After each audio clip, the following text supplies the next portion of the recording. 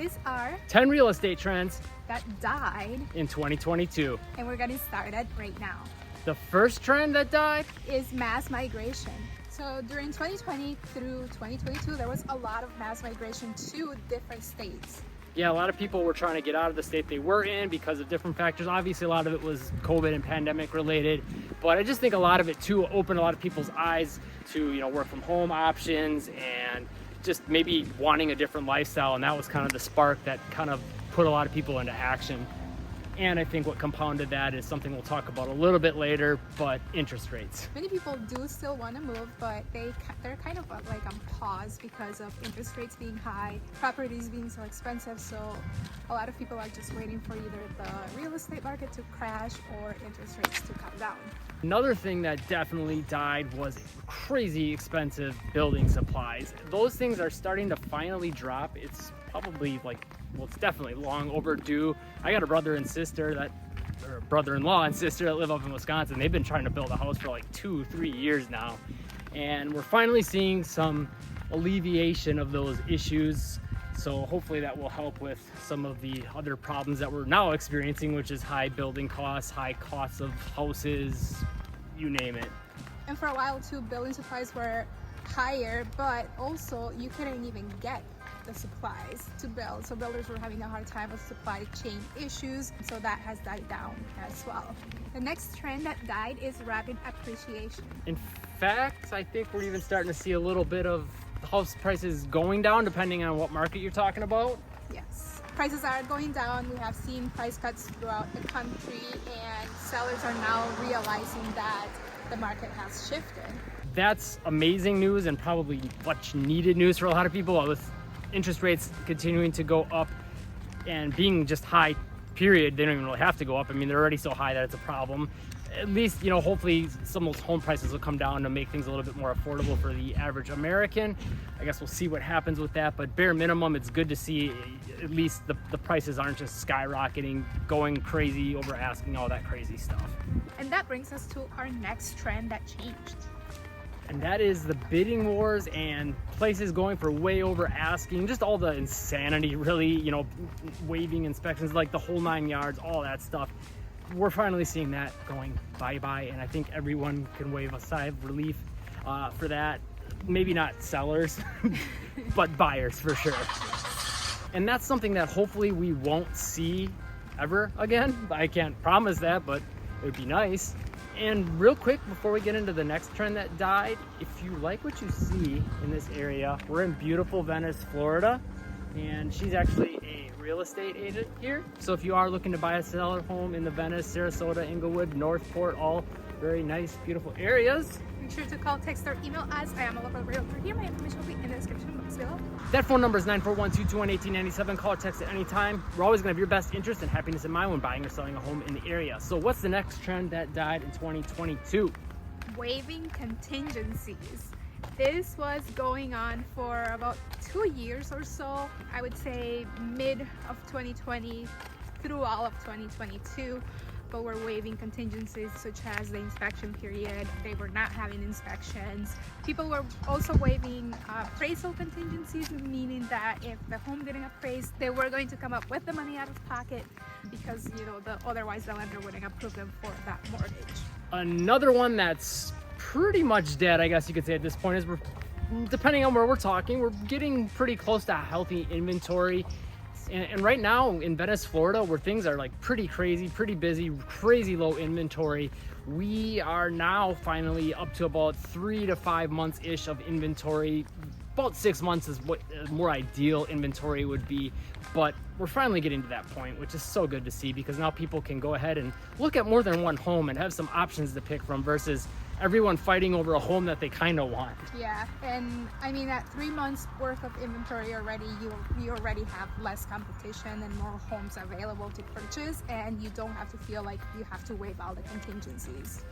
And I think we'll see that continue to go in that direction for a while, at least as long as interest rates remain high. I think we're going to see inventory to continue to build unless those home prices really start to come down because of that and things balance out that way. But that's kind of been a slow process so far, so I guess we'll see. The next trend that already died is homes selling in minutes. Don't get me wrong, there are still homes that are very popular in very popular neighborhoods that sell very quickly, and that you will have a lot more competition, but for the most part, most homes are staying over a week, maybe 2 weeks on the market, so that's great news for you if you're a buyer. Yeah, it just gives people a little bit more time to, like, again, consider options, look at options, do the contingencies, look at multiple homes, and just, yeah, not feel so rushed and having to put in offers, over asking on something you don't even know if you like, and you know you're not getting an inspection. Like, just think about that process. Like, that just sounds insane if you think about it, but because of the way the market was just last year, and if you needed a home, you needed a home, yeah, right? Like, you kind of had to go in with whatever the market was doing, and unfortunately that's what was going on. The next real estate trend that died, I wouldn't say maybe this one died, it just went down quite significantly, was cash sales galore. There were so many cash sales happening, especially like in Florida. A lot, that was definitely a big thing. A lot of people were putting in cash offers because it was a great way to make your offer seem better, and in a lot of cases be better, because you don't have to worry about the bank not approving the loan. But yeah, you'll still probably see some of that, just not as much of it probably. Yeah, it's not as popular, and on top of it being a cash sale, people were also going above asking. So you had the cash and you were going not at the listing price with a cash deal, you were going above. So how can you compete against that? There are cash sales still going on, especially in our area, but they are not as popular as they were the past 2 years. The next real estate trend that died, believe it or not, is new construction waiting lists. For the last 2 years, builders were putting buyers on waiting lists, and many of those waiting lists say the builder had 4 sales people in their office. Those 4 people had buyers. They had lists of like over 100 per salesperson. So just imagine that, like, per salesperson, 100 people waiting to place a bid on a lot so that they could buy a home.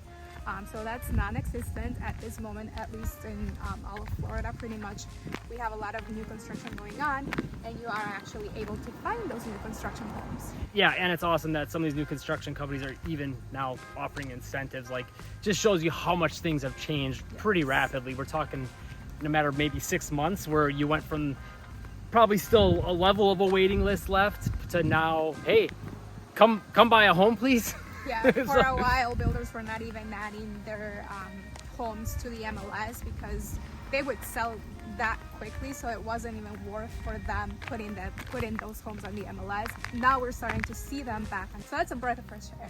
And that ties actually in with one other thing we talked about earlier too. I know one builder that you work with a lot, they were saying they were like not even trying to like advertise or do anything to get, you know, new customers, because they were also having such issues with the supply chain. Yes. So, you know, that being alleviated is showing how it's beneficial in this regard too.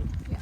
The next real estate trend that died is one we talked about a lot, because it's been a lever that's caused a lot of these things, really, if we're being honest, and it's interest rates. Those went from being pretty much nothing to now, okay, that's really going to affect your bottom dollar every single month in your monthly payment, and it's causing, you know, a lot of people to be squeezed out of the market. They just can't afford it unless home prices continue to go down, or, you know, as right now, some markets are just kind of flat, but we'll see what that looks like. I think we'll see prices go down a little more yet until those interest rates change. Start coming back down, and then the demand for homes will be there again. How bad?